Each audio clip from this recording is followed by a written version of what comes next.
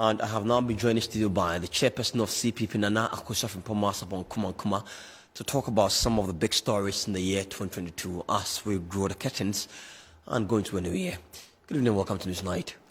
Wonderful to be here, and let me just take the opportunity to tell all the viewers, just to wish them the best of the year, and within and in the midst of all that has happened this year, we are here today, and that's what is important.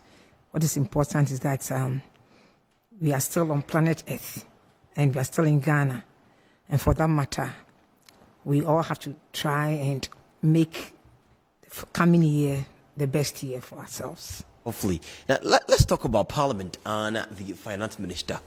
A voice of censure filed against him.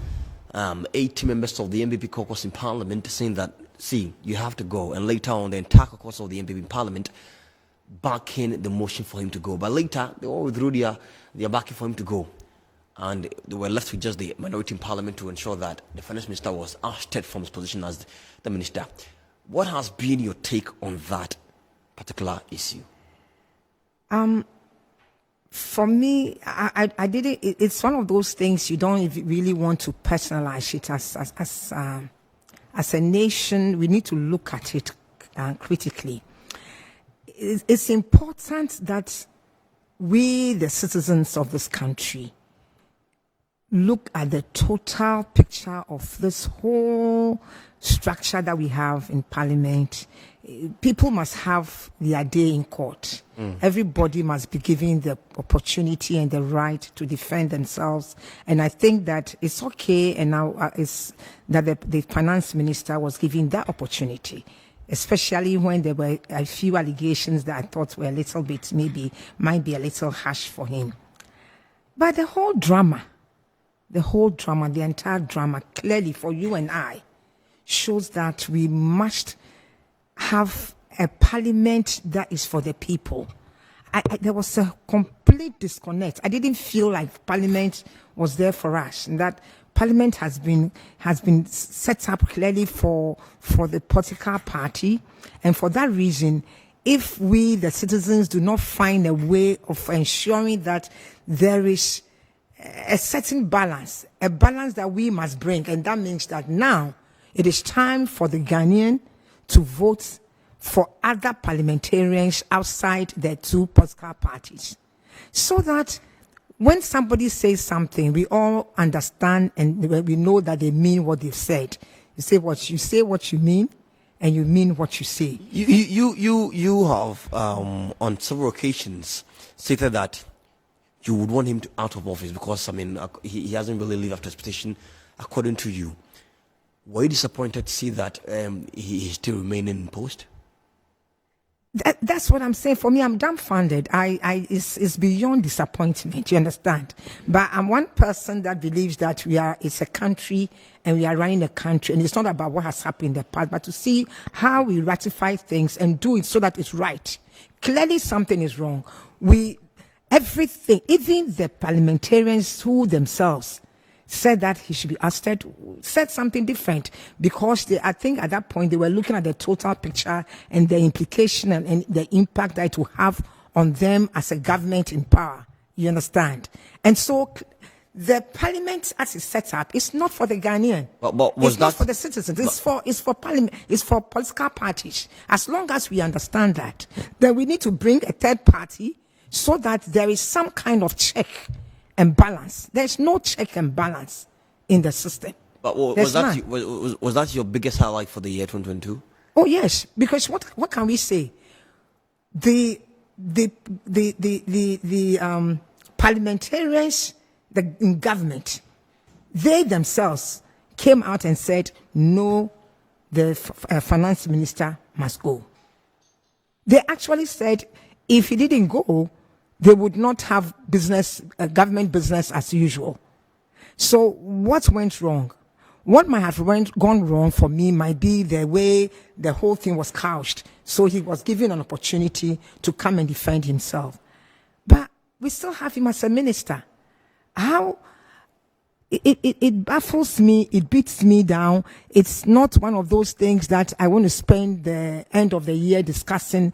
I think the Ghanaian has matured now, and I'm hoping that the Ghanaian in his maturity or in her maturity will understand that the way forward is to ensure that we have parliamentary candidates, we have members of parliament who represent the interests of the people. Right. The parliament that we have today represents the interests of the political party that they are in there for. All right. So the other issues that we're going to talk about, and let's now focus on some issues of tidal wave, where residents of Sege in the Greater Accra region were devastated as tidal waves destroyed several homes. Metro News shared more light on the degree of devastation in Anyamam. What belongings were you able to gather?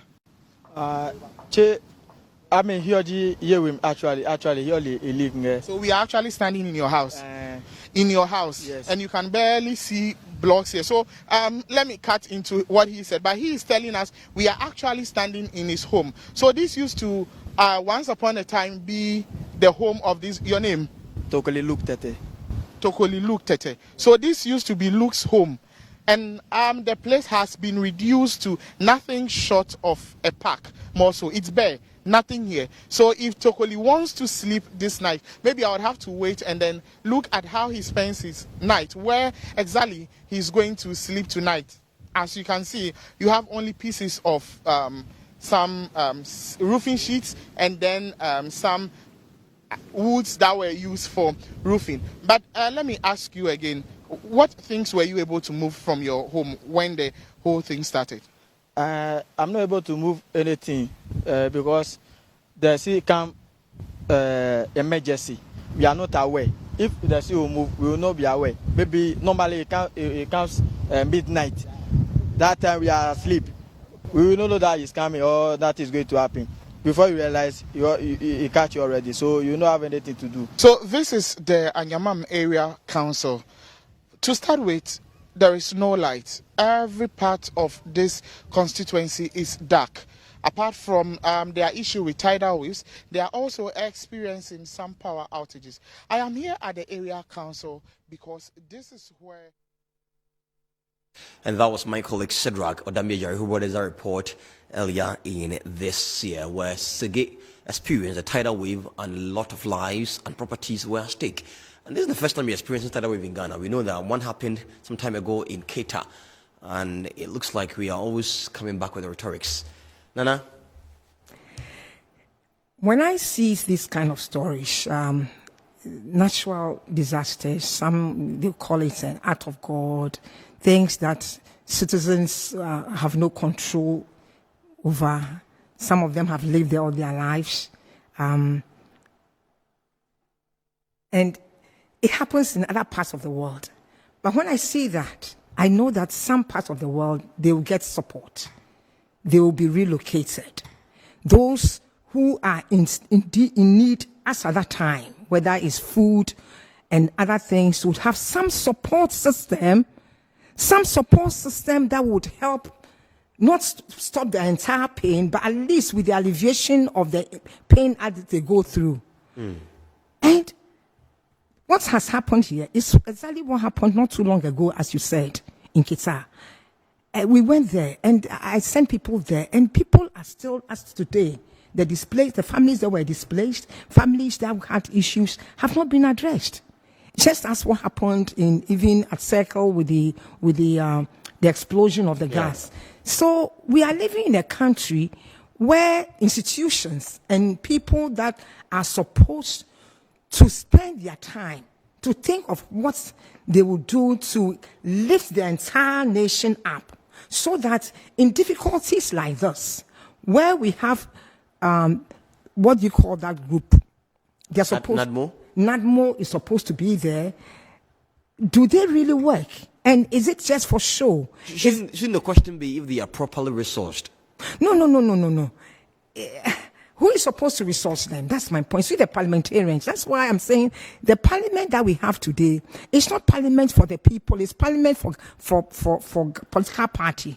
And so we reverse that and get people into parliament who are there in the interest of the constituents, interest of the people. They represent the interest groups. And nothing is going to happen. As long as the parliamentarian is representing his political party, what is going to happen is exactly what we see, where they only talk about the ex gratia for themselves. They talk about things that only benefit them and things that are going to give them some kind of sympathy votes or populist votes. That's what they discuss. This is just going to end as it is. Families are going to be displaced. Families, there's no insurance package for them. There is not more might help them a little with blankets here and blanket there. But is that what they need? I remember in the Qatar time, we saw food items, people, corn and things floating. What's going to happen to them? I'm sure people had put money in there and salt and things who the produce and things that they were selling were all floating. What's going to happen? So as for me, I think that the year is ending. The Ghanaians should be wise now. We are all wise now. And I believe that, and I keep saying this. We can be sitting here talking.